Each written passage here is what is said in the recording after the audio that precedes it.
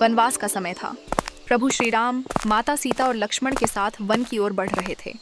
चलते चलते वे गंगा नदी के तट पर पहुंचे। सामने विशाल गंगा बह रही थी, पर नाव का कोई साधन नहीं दिख रहा था। तभी दूर से एक साधारण सा नाविक दिखाई दिया। वही था केवट। राम ने मधुर स्वर में कहा, भैया, क्या तुम हमें गंगा पार करा दोगे? केवट ने प्रभु को ध्यान से देखा। उनके मुख पर तेज था, आंखों में करुणा। वह हाथ जोड़कर बोला, प्रभु, मैं आपको पहचान गया हूं। आप अयोध्या के राजा दशरथ के पुत्र श्री राम हैं। राम मुस्कुराए। भैया, पहचान लिया तो फिर देर कैसी? केवट थोड़ा संकोच में पड़ गया। उसने सिर झुकाकर कहा, प्रभु, क्षमा करना, मैं आपको नाव में बैठा नहीं सकता। लक्ष्मण को यह सुनकर क्रोध आ गया। अरे केवट, हम तुझसे विनती कर रहे हैं और तू मना कर रहा है। केवट घबरा गया, पर साहस करके बोला, लक्ष्मण जी, मेरा अपराध समझिए। मुझे आप पर नहीं, आपकी महिमा पर डर है। राम ने शांत स्वर में पूछा, कैसा डर भैया?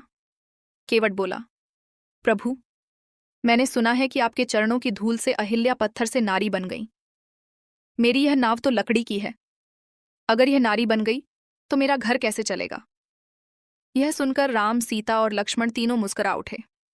सीता ने स्नेह से कहा, केवट, तुम्हारा विश्वास तो हमारी भक्ति से भी बड़ा है। राम ने कहा, भैया, तुम्हारा भय उचित है, पर विश्वास रखो, तुम्हारी नाव को कुछ नहीं होगा। केवट बोला, प्रभु, एक शर्त है। लक्ष्मण चौंक गए। शर्त?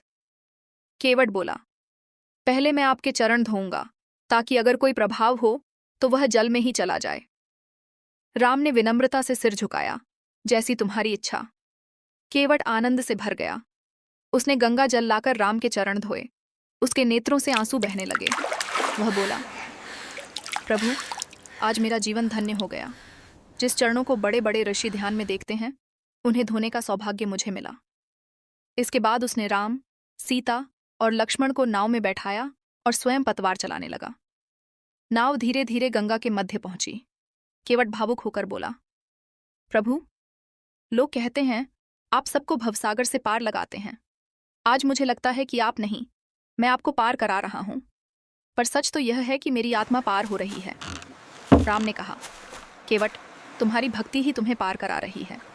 किनारा आ गया। केवट ने नाव रोकी। राम उतरने लगे और अपनी पोटली से कुछ देने लगे। केवट तुरंत हाथ जोड़कर पीछे हट गया। प्रभु, यह पाप मत कीजिए। जब मैंने नाव चलाते समय कुछ नहीं मांगा, तो उतारने के बाद कैसे लूं? राम ने आश्चर्य से पूछा, तो क्या दक्षिणा भी नहीं लोगे? केवट बोला, प्रभु, एक वरदान दे दीजिए। जब आप इस संसार को पार कराएं तो सबसे पहले मेरी नाव को याद कर लीजिएगा। राम की आंखें नम हो गईं। उन्होंने केवट को गले लगाते हुए कहा, भैया, आज से तुम मेरे मित्र हो। तुम्हारी भक्ति अमर रहेगी। तीनों आगे बढ़ गए। केवट देर तक गंगा किनारे खड़ा उन्हें जाते देखता रहा। उसके होठों पर मुस्कान थी और हृदय में अपार शांति। उस दिन एक नाव नहीं, एक आत्मा पार। ನನ್ನ ಅಂಗಡಿಗೆ ಗೂಗ್ಲಿ ಸರ್ಕಾರಕ್ಕೆ ಕನಿಪತ್ತು ವಾರಂಗೆ ಈ ಅಪ್ಪರ ಬಂಡರ್ ಪೈ ಅಂದ್ರೆ ಚಾನಂಗೆ ಮಾಡ್ಕೊ ಕಡ್ಕರೆಗಾಂಗೆ ಓ ಮೀಡಿಯಂ ಏನದು ಎದಕಂದ್ರೆ